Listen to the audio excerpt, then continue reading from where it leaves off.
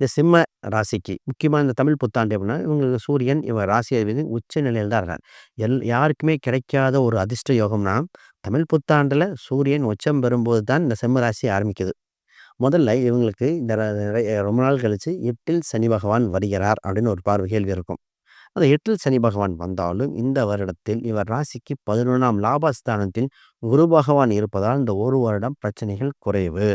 நான் 7க்கு அ அடுத்த பாவம் 8க்கு அடுத்த பாவம் பார்த்தீங்கன்னா 7 அது பின் பாவத்தில் மைனஸ்ல பார்ப்போம். அப்போ பார்க்கும்போது 7ஆம் பாவம் குரு பார்வை வந்து விட்டால் 5, 7, 11 கனெக்ட் ஆனனால இதில மைனஸ்கள் குறைய வாய்ப்புண்டு.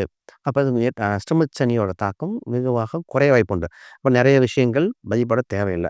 முதல்ல இவங்களுக்கு பார்ட்னர்ஷிப் சம்மந்தப்பட்டதில ம நெறைய வெரிஃபிகேஷன் பண்ண வேண்டியது. இவங்களுக்கு ஒரு இடம் விட்டு இன்னொரு இடம் மாற வாய்ப்புண்டு.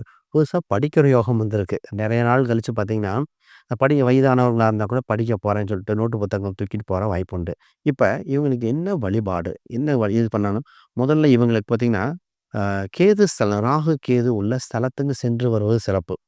இது காளகஸ்தியா இருக்கலாம், திருநாகேஸ்வரம், கீழ்பெரும்பள்ளம். ஏன்னா, சந்திரன் கூட கேது சேருவது மன நெருக்கடி, மன திங்கிங் அதுதான் முக்கியம். அப்ப அந்த ஒரு பாயிண்ட்ட மட்டும் இவங்க ராகு, கேது ஸ்தலத்துக்கு சென்று விட்டு வந்துட்டு வரும்போது, இந்த வருடம் தமிழ் புத்தாண்டு சிறப்பாக இருக்க வாய்ப்பு அதிகமா இருக்கு.